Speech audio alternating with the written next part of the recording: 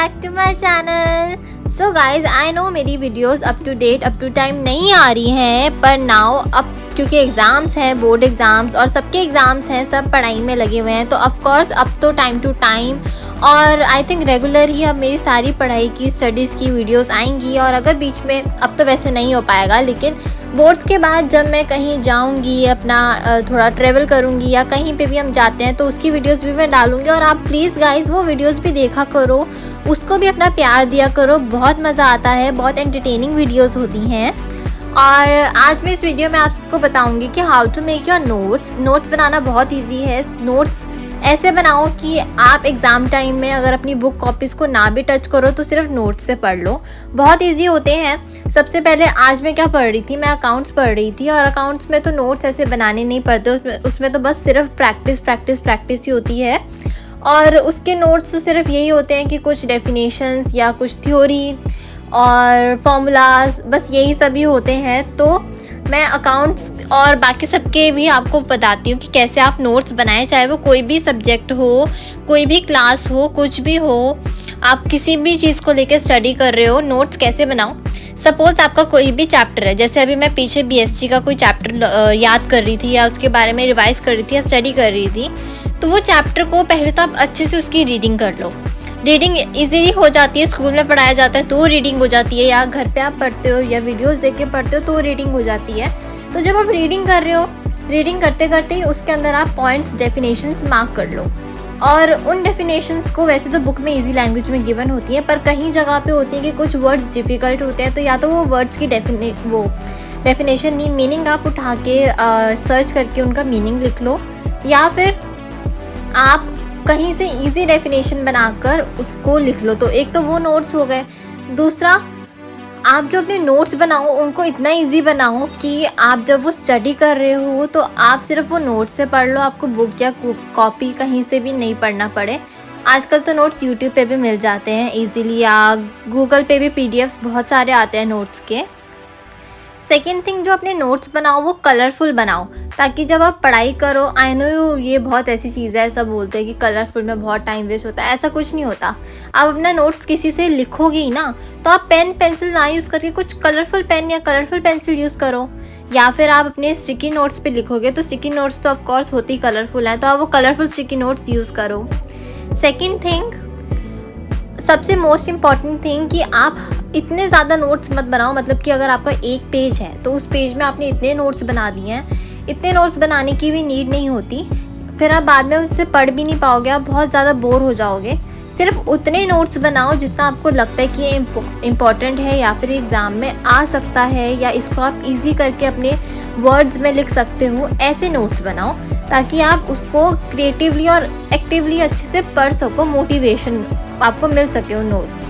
So guys, मैं अपने notes कैसे बनाती हूँ मैं आपको बताती हूँ। मैं एक अपनी जो भी आपकी स्कूल की बुक है, एनसीईआरटी और जो भी आपकी बुक है वो आप बुक ले लो, और सेकंड बुक आप रेफरेंस बुक लो। रेफरेंस बुक इजीली आपको कहीं से भी अवेलेबल हो जाती है। अगर आप नहीं ले सकते तो आप अपनी स्कूल की लाइब्रेरी से भी इशू करा सकते हो, बहुत इजीली अपने टीचर से आप बोलो, वो इशू करने को दे देते हैं, तो आप अपनी स्कूल की लाइब्रेरी से इशू करा लो। वरना आपको आसपास अपनी स्टेशनरी शॉप पे सेकेंड हैंड भी मिल जाएगी और फर्स्ट हैंड भी मिल जाएगी।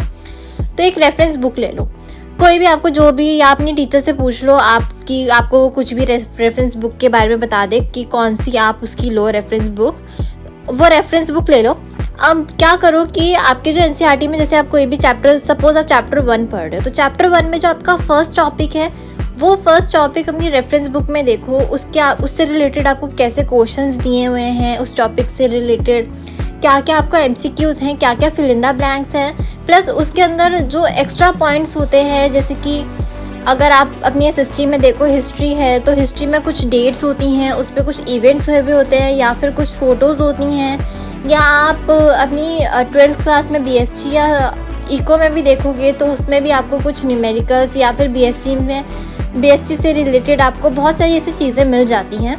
तो वो नोट्स होते हैं, वो नोट्स आप उठाओ, आप अपनी किसी कॉपी में लिख लो, अगर नहीं लिखना तो उनको वहीं पे मार्क कर लो, और कहीं पे अपनी कॉपी में कहीं पे मेंशन कर लो, ताकि आपको याद रहे कि ये चीज़ मुझे पढ़नी है। हम बहुत सारे नोट्स तो बना लेते हैं अलग अलग जगह पे, अलग अलग पेजेस पे, पर हम भूल जाते हैं कि हमने कहाँ कहाँ पे क्या क्या चीज़ लिखी थी, क्या नोट किया था। तो सबसे इम्पॉर्टेंट चीज़ यही है कि जो भी आप चीज़ नोट करो, लिखो या जो भी आपको बाद में पढ़ना है, एग्ज़ाम टाइम में रिवीजन करनी है, वो एक ही जगह पे नोट करो, एक ही उसकी कॉपी बनाओ या जो भी है आपका वो बनाओ। एक ही जगह पे नोट करना बहुत इम्पॉर्टेंट है, वरना याद ही नहीं रहता और हम ऑलरेडी इतने स्ट्रेस्ड होते हैं कि हमें पता नहीं होता, हमें याद भी नहीं आता कि हमने कहीं पे कुछ पढ़ना भी था, लिखना तो दूर की बात। ठीक है, तो आप ऐसे अपने नोट्स बना लो, बहुत इजी है। अब मैं एक और चीज़ बताती हूँ कि मैं कैसे क्या करती हूँ कि मेरे पास ना कुछ हाइलाइटर है। अगर आपके पास हाइलाइटर नहीं है तो आपके पास स्केच पेन तो होंगे ही ऑफ कोर्स, तो लाइट कलर के स्केच पेन ले लो, जैसे कि ग्रीन, येलो, ऑरेंज, ये लाइट कलर होता है, या फिर एक पिंक आता है, बेबी पिंक, वो भी लाइट कलर होता है। कुछ स्केच पेन्स में आता है, कुछ में नहीं आता। तो ऐसे आप लाइट कलर के ले लो या हाइलाइटर जो भी है, ठीक है। अब मैं क्या करती हूँ, अगर मेरे को कुछ MCQ मार्क करना है तो MCQ के लिए मेरा येलो कलर का हाइलाइटर है। अगर मुझे कुछ fill in the blanks mark करना है तो उसके लिए मेरा ग्रीन है। अगर कुछ इंपॉर्टेंट डेफिनेशन है तो उसके लिए मैं पर्पल हाइलाइटर यूज़ करती हूँ। और अगर मुझे कुछ इंपॉर्टेंट डेट्स या कुछ इंपॉर्टेंट वर्ड या कुछ किसी चीज़ का मीनिंग या ऐसा कुछ भी होता है कि मुझे लगता है कि ये चीज़ इंपॉर्टेंट है, ऐसे कुछ, तो कुछ भी मतलब एक्स्ट्रा में आप ले लो, तो उसके लिए मैं कुछ और कलर का हाइलाइटर यूज़ करती हूँ। तो ऐसे मैंने अपना हाइलाइटर्स को चूज़ करके रखा हुआ है और मैं वही हाइलाइटर उसी चीज़ के लिए यूज़ करती हूँ, किसी और चीज़ के लिए यूज़ नहीं करती, ताकि मुझे भी ऐसा याद रहता है कि अच्छा मैंने इस पर अगर ग्रीन करके रखा हुआ है तो मेरा ये fill in the blanks MCQ होगा। अगर ये मैंने पर्पल करके रखा है तो मेरा या तो ये इंपॉर्टेंट डेट या फिर कोई डायग्राम या डेफिनेशन होगी। जो भी आप जैसे भी कलर का मार्क करके रखते हो आपको ये याद रहेगा। फॉर एग्ज़ाम्पल मैं आपको एक बहुत अच्छा एग्जाम्पल देती हूँ। जैसे कि हम स्कूल में कोई मैम हमें कॉपी या रजिस्टर हमारे लगाते हैं, तो हमें बोलते हैं कि आप पिंक कलर का रजिस्टर पे कवर चढ़ाओ या फिर ब्लू कलर का। इससे हमें पता होता है ना, हमें याद हो जाता है कि ये रजिस्टर अगर हमारा अकाउंट्स का है तो पिंक कलर का है। हम ऐसे ही देख लेते हैं, पिंक कलर का अच्छा अकाउंट्स का है, ऑरेंज कलर का अच्छा BSc का है, ग्रीन कलर का अच्छा इको का है, तो हमें याद हो जाता है। वैसे ही हमें ना स्केच पेन या हाइलाइटर्स के कलर से याद हो जाएगा कि ये चीज़ MCQ है, फिलअप्स है, और याद रहेगा। और फटाफट हम जाते जाते भी अगर हम जा रहे हैं ना एग्ज़ाम देने, तो वो चीज़ हम फटाफट गो थ्रू कर सकते हैं।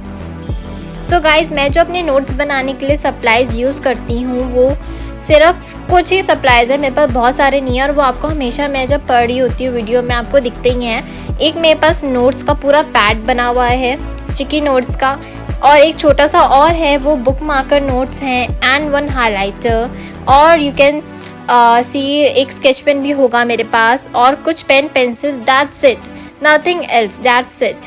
मेरे पास बस यही सप्लाइज होते हैं, मैं बहुत सारे यूज़ नहीं करती। So yeah, that's it for this video. Hope you like this video. Don't forget to like, share and subscribe and comment down कि आपको वीडियो कैसी लगी. So yeah, that's it for this video. Bye bye. Thanks for watching.